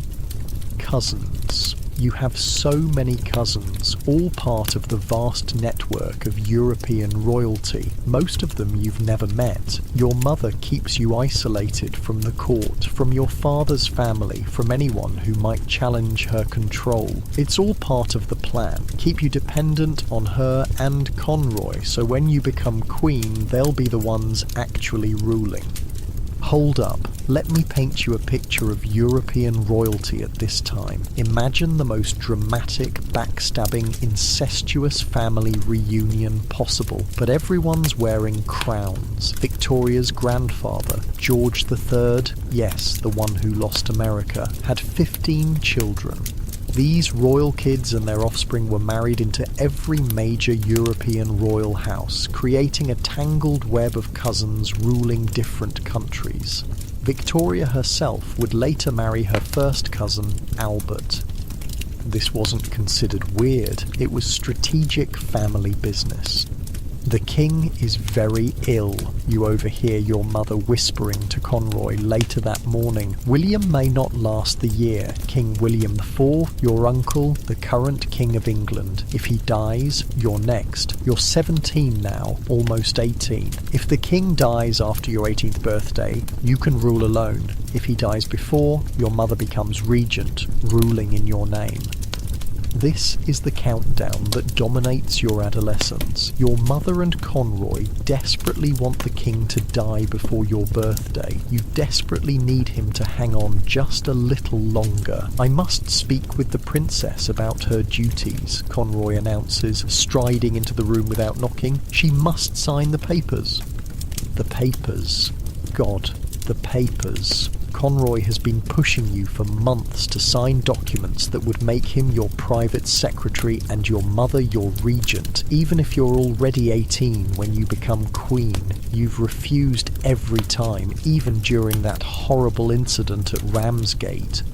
I need to tell you about the Ramsgate incident because it shows just how strong Victoria really was. When Victoria was 16, she got extremely sick while staying at a seaside town called Ramsgate. We're talking high fever, delirium, the works. Conroy saw his opportunity and tried to force her to sign papers making him her private secretary. Even delirious with fever, she refused.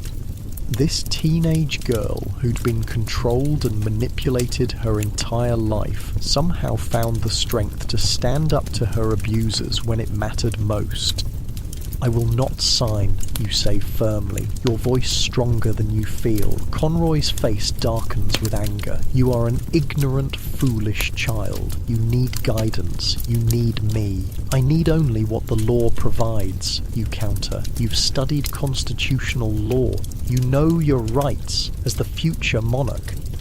This showdown between Victoria and Conroy happened repeatedly in the year before she became queen. Despite being raised to be compliant and dependent, Victoria somehow developed an extraordinary iron will. She understood power and was determined to claim hers when the time came. May 24th, 1837. Your 18th birthday. You're officially an adult. The king still lives, though reports say he's failing fast. Your mother gives you a journal as a birthday present, leather-bound with a lock and key. This will become your refuge, the one place you can speak freely. Victoria would end up writing over 60 million words in her diaries throughout her life. That's more than 120 books worth of material. "I shall be glad to have my liberty at last," you write in your new journal that night, and then, less than a month later, it happens. June 20th, 1837. Dawn is just breaking over Kensington Palace. You're asleep in your little bed in your mother's room, the same bed you've slept in since childhood. There's an urgent knocking at the door. "The princess must come down immediately," a voice calls.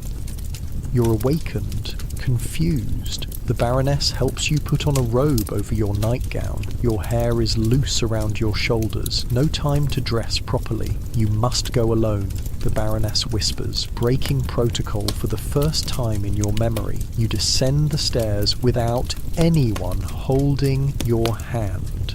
In the drawing room below, you find the Archbishop of Canterbury and the Lord Chamberlain waiting, both looking solemn in formal black clothes. "Your Majesty," they say, bowing deeply. And just like that, everything changes. King William IV died at 2:12 that morning. You are now Queen Victoria, ruler of the United Kingdom of Great Britain and Ireland, future Empress of India, head of the most powerful nation on earth. You're 18 years old. "I will be good," you say quietly. It's not a promise to the men before you, but to yourself. After a childhood of being controlled, you've just become one of the most powerful people in the world. I want you to try to wrap your head around what happened next, because it's kind of mind-blowing. This sheltered teenager who had never been allowed to walk downstairs alone was suddenly in charge of a global superpower. Victoria had never shopped in a store, cooked a meal, or even been alone in a room with a man who wasn't a servant or relative. Now she was making decisions affecting millions of lives. Within hours, your entire life transforms. You're moved to Buckingham Palace. For the first time in your memory, you have your own bedroom. You banish Conroy from your presence. You keep your mother at a careful distance, giving her rooms far from your own. You summon the Prime Minister, Lord Melbourne, who will become your trusted advisor and friend. The contrast between your old life and new couldn't be more stark. Yesterday, you needed permission to walk in the garden. Today, armies march at your command. The Queen would like her breakfast served in her study, you inform a startled servant, and she would like to review the state papers there as well. You're setting the schedule now, making your own decisions, eating what you want, when you want, sleeping in your own room. But becoming queen doesn't solve everything overnight. You've been so isolated that you know almost nothing about normal life. You've never handled money. You don't know how ordinary people live. You've barely left Kensington Palace grounds. Lord Melbourne suggests a tour of the country.